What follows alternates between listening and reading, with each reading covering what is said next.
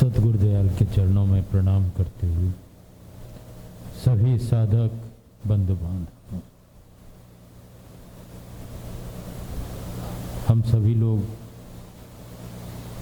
भजनों का श्रवण कर रहे थे और महापुरुषों ने जो वचन फरमाए उनका भी श्रवण कर रहे थे। सबका सार प्रेम, इश्क हकीकी जब ईश्वर से, मालिक से, सद्गुरु से सच्चा प्रेम हो जाता है तो सारे विकार, सारी वृत्ति हमारे अंदर परिवर्तित हो जाती हैं। वो सब उस तरफ चले जाते हैं जिसके द्वारा कि हम मालिक की कृपा ग्रहण कर पाते हैं।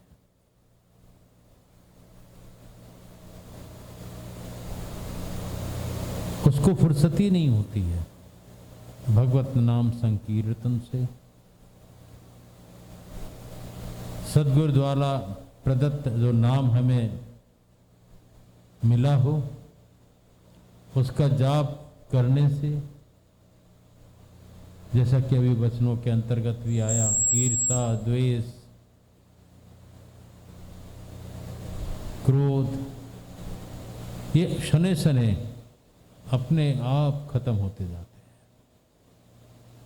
क्रोध है, अहंकार से जुड़ा हुआ है। अगर अहंकार ना हो, अहंकार हो मालिक का हो, उसकी दया का हो, उसकी कृपा का हो, जब हमें निस्वार्थ का अहंकार होता है, अपनी इच्छा पूर्ति का अहंकार होता है, अपने ज्ञान का अहंकार होता है, तो हम उसकी दया से वंचित रहते हैं। और जब उसकी दया चाहते हैं तो ये सब चीजें अपने आप डाइवर्ट होती हैं, इनकी दिशा बदल जाती है, खत्म नहीं होती। और दिशा बदलना ही सर्वोपर है कि जब हम उन विकारों में, ऐसी प्रवृत्तियों में नहीं बरतेंगे तो निश्चित है उसकी कृपा की पात्रता हमारे अंदर दिनों दिन बढ़ती जाएगी। और जब बढ़ती जाएगी तो एक दिन निर्मल प्रेम हमारे अंदर जागृत हो जाएगा, जो कि हमें उसकी दया का भंडार खोल देगा।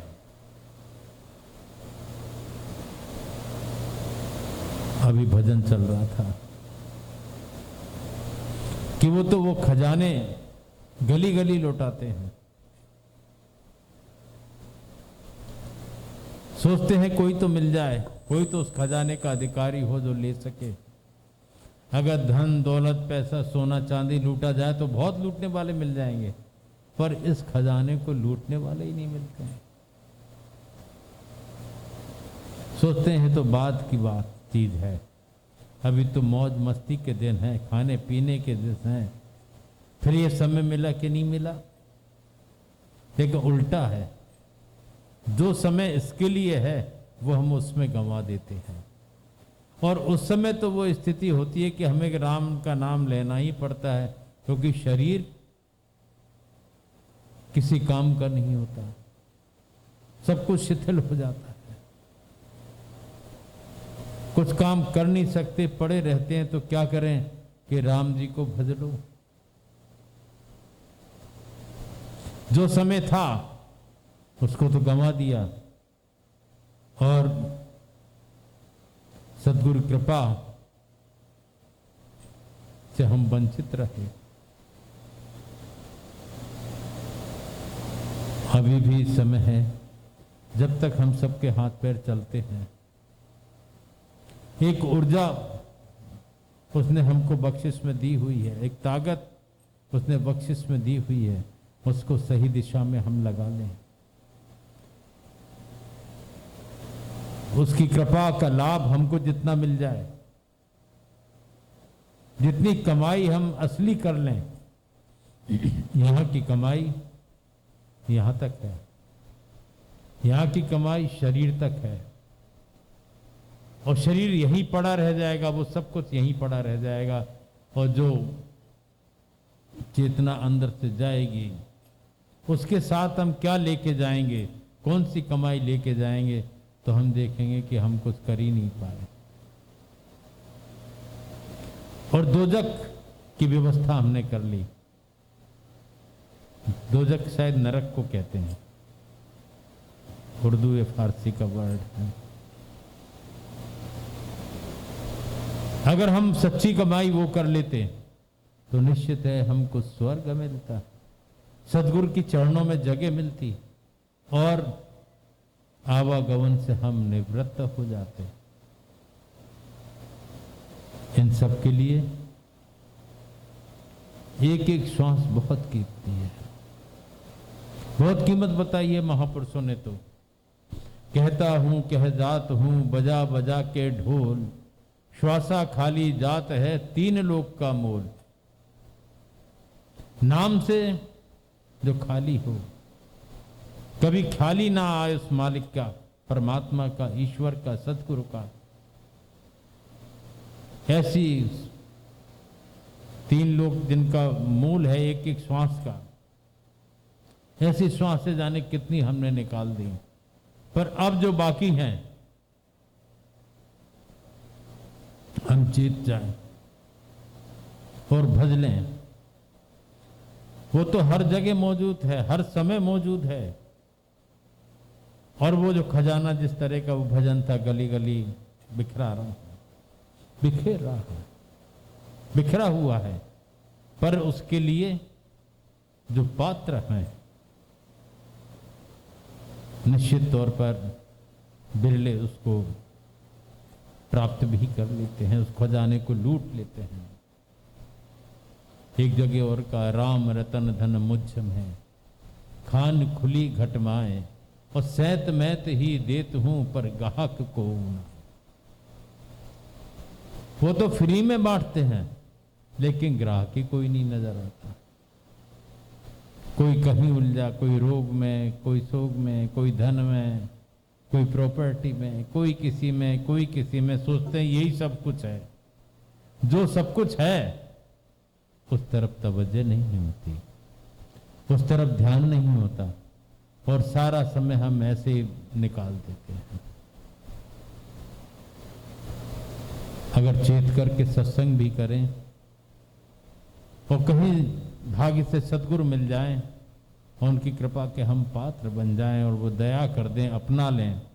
लेकिन अपनाने के लिए भी ये नहीं है कि उनके पास पहुंच गए बस हो गया काम।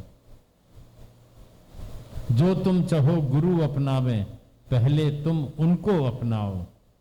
इससे दृढ़ नाता कुछ नहीं होता, तभी वो अपनाते हैं। पहले अपने को शरणागत होना पड़ता है, समर्पण करना पड़ता है, निष्काम भाव अपने अंदर पैदा करना होता है, भाव की स्थिरता लाना पड़ती है, विश्वास पैदा करना पड़ता है। और जब उसकी दृढ़ता हो जाती है, कहीं डामाडोल की स्थिति नहीं बनती, तब वो दयावंत होकर के दया करते हैं और कृपा का अनुभव हमें करा देते हैं। हिंदुस्तान में क्या, हिंदुस्तान तो खैर महापुरुषों का गढ़ ही है, लेकिन जहां वो पुकारेगा वहां भी वो मौजूद है। शरीर ही गुरु नहीं होता, गुरु तत्व जो नित्य है, शाश्वत है। शरीर तो एक निमित्त है। चाहे हम कहीं भी हो, जहां भी पुकारेंगे वो वहां कृपा करते हैं। जैसे अपने यहाँ की साधना है, दीक्षा का जो जरिया है, मालिक की कृपा का जो जरिया है, वो कई प्रकार से उन्होंने वर्णन किया। दीक्षा जो है 3 प्रकार से होती है। मतलब ये तो बात है जो दिखाई देते हैं, जो शरीर जिसके समक्ष हम समर्पित होते हैं, जिनके सानिध्य में हम होते हैं, जिनके ऊपर हमें विश्वास होता है, उनके जरिए वो सद्गुरु कृपा करते हैं। कृपा वो करते हैं, लेकिन भाव उनका होता है जो हमारे सामने होते हैं। इसलिए हमारा भाव भी उनके प्रति बन जाता है। हमारे लिए वो प्रार्थना करते हैं सद्गुरु से कि ये आपकी शरणागत है, आप इस पे कृपा करें। तो दृष्टि से इस संकल्प को लेकर के जब वो देखते हैं तो उस पर कृपा हो जाती है। स्पर्श से अगर उस संकल्प को लेकर के वो स्पर्श कर दें तो दीक्षा हो जाती है, शक्ति जागृत हो जाती है। और संकल्प से दुनिया के किसी भी कोने में हम हों, वहां भी अगर याद करेंगे और दृढ़ता होगी, विश्वास होगा, श्रद्धा होगी, तो वहां भी वो कृपा कर देते हैं। चाहे उन्होंने देखा है या ना देखा है, ऐसे कई केसेस हुए हैं जो बाद में आए हैं, और कई तो बाद में आए नहीं, वहीं साधनरत हैं, लेकिन उनको अनुभव करा दिया कि वो वहां भी हैं। वो माने वो शक्ति। अब स्वरूप तो वो शक्ति कोई भी धारण कर सकती है, जिस स्वरूप पर हमें विश्वास होता है वो स्वरूप वहां में दिख जाता है उसको। तो ऐसी अमूल्य निधि सद्गुरु कृपा से हम में से कई लोगों को प्राप्त है, तो उसकी कदर करें और निरंतर नाम का जाप किया करें, और साधनरत होकर के विश्वास के साथ, समर्पण के साथ एक चित्त होकर के लगे रहें, तो निश्चित है कि हमारा काम पूरा होगा। ये विश्वास, क्योंकि उन्होंने कहा है, क्योंकि महापुरुष जो भी कहते हैं कुछ ना कुछ माध्यम होता है, हमने तो उन्हें देखा नहीं, लेकिन उनके ग्रंथों में उनके वचन जो लिपिबद्ध हैं उसके अंतर्गत हम लोगों को एक राह मिलती है, उनकी पहचान मिलती है, और फिर वर्तमान में जो होते हैं उनसे वो जुड़ा देते हैं। अब स्वामी रामकृष्ण परमहंस जी ने भी एक वादा किया कि किसी को अगर सच्चे महात्मा की खोज है, सच्चे महात्मा से मिलना है और उनकी कृपा का पात्र बनना है, तो सच्चे हृदय से वो मुझसे प्रार्थना करें, तो मैं उसे स्वप्न अवस्था में या प्रत्यक्ष अप्रत्यक्ष रूप से उन महापुरुष से मिला दूंगा। और फिर वो खोज करें, पुकार करें, तो निश्चित तौर पर उनकी कृपा उसको प्राप्त हो जाएगी। लौकिक जगत में कमी नहीं है, ढूंढने वाले की कमी है, पात्रता की कमी है, पर महापुरुष हमेशा मौजूद रहते हैं। और जब जहां जिसका योग होता है तो वो अपने आप कृपावंत होकर कृपा करते हैं और उसको उस मार्ग में लगा देते हैं। पर समय सबके लिए बहुत कीमती है। कई बार पंक्तियां बार बार कहने में आ जाती हैं कि जीवन खत्म हुआ तो जीने का ढंग आया, शम्मा बुझ चली तो महफिल में रंग आया, गाड़ी निकल गई तो घर से चला मुसाफिर, मायूस हाथ मलता बेरंग लौट आया। मन की मशीनरी ने जब ठीक चलना सीखा, बूढ़े तन के हर पुर्जे में जंग आया। फुर्सत के वक्त में ना सुमिरन को वक्त मांगा, उस वक्त मांगा जब वक्त तंग आया। हम वक्त की कीमत समझें और सच्चे हृदय से उस तरफ लग जाएं और पुकार करें, तो निश्चित है आज भी मार्गदर्शक कोई ना कोई महापुरुष हमें मिलेंगे और उनका सानिध्य हमें प्राप्त हो सकता है। सच्ची पुकार होना चाहिए, सच्ची लगन होना चाहिए, सच्ची जिज्ञासा अगर हमारे अंदर है तो निश्चित है उनकी कृपा से कहीं ना कहीं सद्गुरु का सानिध्य हमें प्राप्त हो जाएगा। हमारा जीवन बहुमूल्य है।